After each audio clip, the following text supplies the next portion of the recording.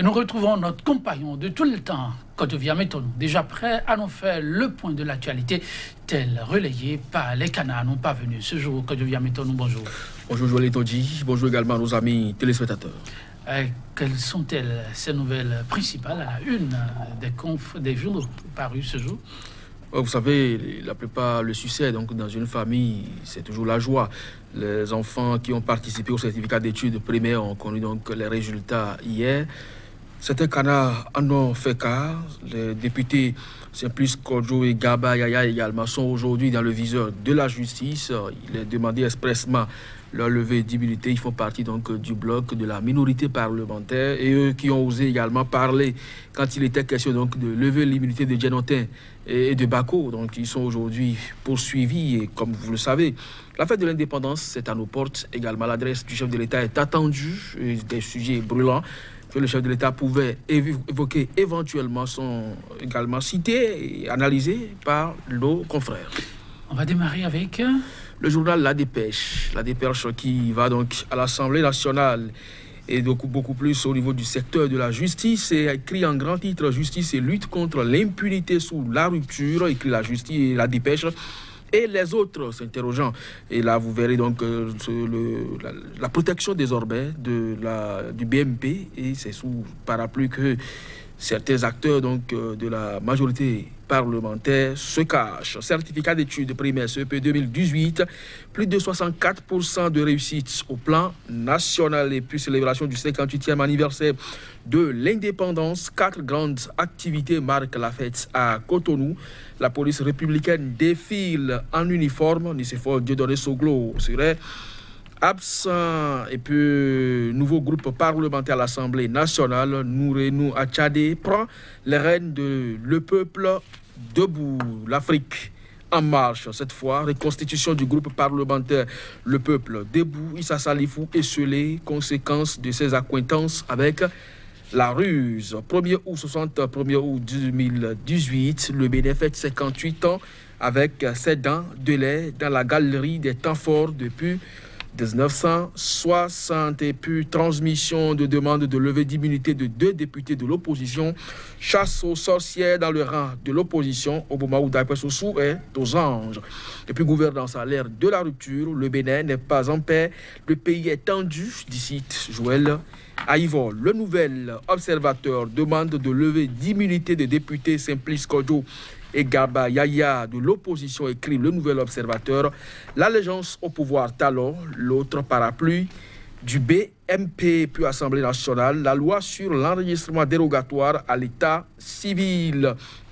Et puis, naissance du groupe parlementaire Le Peuple debout. La minorité parlementaire se refait en 109. Décryptage de l'actualité de la Cour constitutionnelle par le professeur Joël Aïvo. Certaines décisions de la Cour sont indignes. Matin libre, message du chef de l'État à la nation ce jour. Talon range le référendum. Bénin, le deuxième tienne otage de certains ministres. De Talon s'interroge le quotidien qui poursuit. Lutte contre la corruption sous la rupture. De la poudre aux yeux des PTF et de la diaspora. L'affaire Atao et son ralliement ont tout révélé. Point média pour terminer. Invité de la télévision TVC, les décisions de la Cour Djogbenou n'ont rien d'une justice constitutionnelle, tranche Joël Aïvo. 58 ans d'indépendance du Bénin, la justice montre toujours des signes de dépendance. Le régime de la rupture au banc des accusés. Affaire CNSS BIBE, la décision du juge Azor ce jour. Nouvelle demande de levée d'immunité de parlementaires. Le sort des députés Kodjo et Garba bientôt scellé. Sans oublier qu'on retrouve également à l'Assemblée nationale le groupe parlementaire Le Peuple debout naît sur les cendres du groupe de Issa Salifou, Joël Yetonji. Merci à vous, Kodovi. Maintenant qu'ils sont diversifiés, les sujets abordés par nos confrères La Moisson pas abondante, le contenu ici. Invité de la télévision TVC, les décisions de la Cour Djogbenou n'ont rien d'une justice constitutionnelle. Tranche Joël Aïvo, peut-on lire à la une de Point Média, Kodovi Ameton? Oui, je crois que c'est des propos abondamment relayés déjà par les réseaux sociaux également dans la République. Mais quand il parle d'un pays également tendu, et qu'il demande au chef de l'État de se mettre en phase avec son peuple et d'inviter ses collaborateurs à rapporter donc des propos attentatoires à la division donc de l'État. Je crois que c'est quand même de bon droit que Joël Aïvor, constitutionnaliste, parce qu'il est quand même le président de l'Association béninoise du droit constitutionnel, et donc s'il apprécie aujourd'hui la décision de la Cour Djokbenou, je crois que c'est quand même la bonne personne, en tout cas celle indiquée aujourd'hui, pour opiner sur les décisions, les récentes décisions prises par la Cour, surtout des décisions qui ont, par le passé, divisé la nation. La question du droit du retrait, du droit de grève, par exemple. Vous avez vu tout ce que ça a engendré dans la République par le passé. Mais aujourd'hui, la Cour Djokbenou est revenue sur cette décision de la Cour Olo et l'a cassée et a estimé qu'à une certaine frange de l'administration, on peut retirer donc le droit de grève.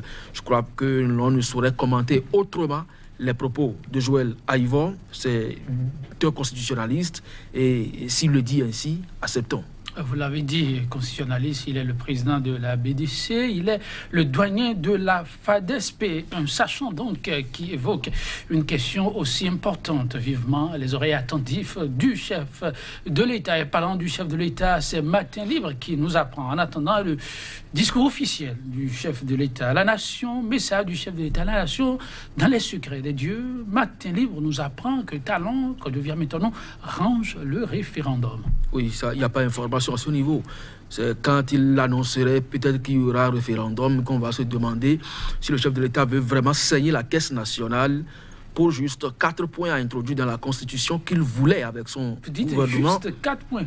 Mais avec Djokbenou, le ministre garde des Sceaux, aujourd'hui président de la Cour constitutionnelle, il voulait réviser la Constitution à plus de 93%.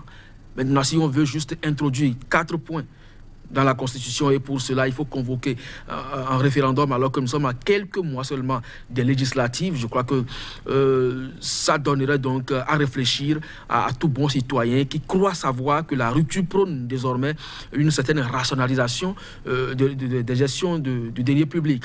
Donc là-dessus, si le journal nous informe dans le secret des dieux que le chef de l'État a déjà arrangé donc la question du référendum, je crois que bon, c'est quand même à saluer, mais ce n'est pas une information. Ok, quand je viens étonnant.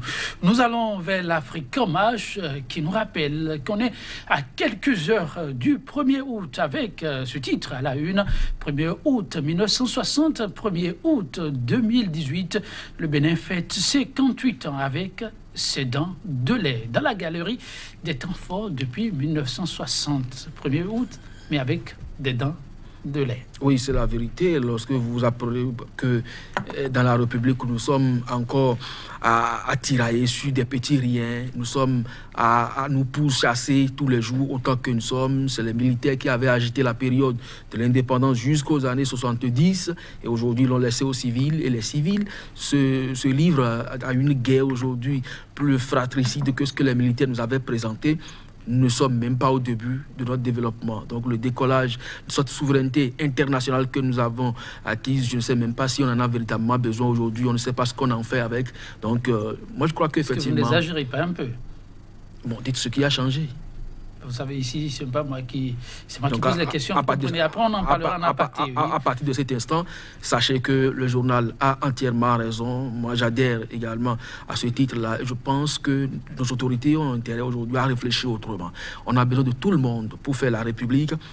N'allez pas me dire en France, en Angleterre, que tous ces monarques, également anciens présidents qu'on est en train de vénérer aujourd'hui, ont toujours fait les choses de la bonne manière.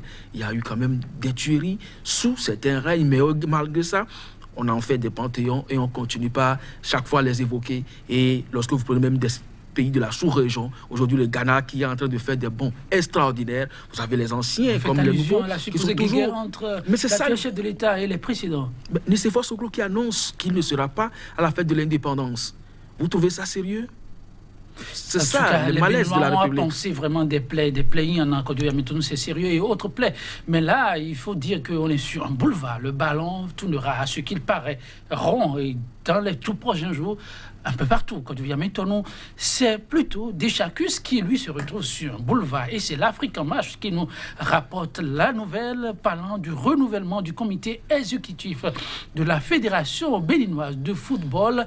On le sait, le gros pignon n'est pas de la course. On a annoncé Bruno Didavi, mais lui nous apprend, l'Afrique en marche, il jette finalement l'éponge et laisse seul Deschacus.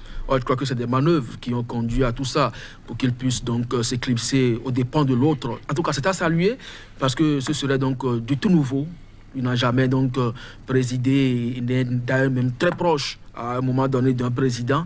Donc je crois que ce serait vraiment un homme nouveau à la tête donc de la Fédération béninoise de football. Lorsque vous sillonnez les rues de la capitale économique du Bénin, Cotonou, pour la citer cette capitale, et que lors des rencontres de la Ligue des champions européenne et que vous voyez des enfants s'adonner donc à applaudir leur star, c'est la preuve que la population adore le cuir rond. Mais malheureusement au Bénin, bien qu'il y ait des stades de normes internationales qui peuvent donc abriter des compétitions de certains niveaux, les clubs peinent donc à régulièrement jouer le championnat. Il n'y a pas de championnat et on pense qu'on peut avoir une équipe nationale compétitive.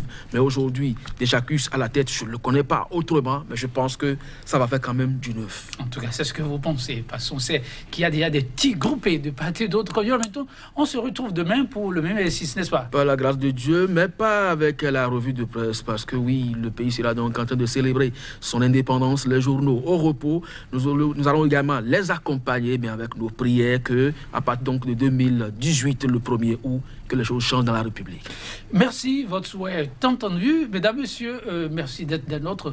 On se donne rendez-vous demain, mais sans la rubrique Revue de presse. À très vite.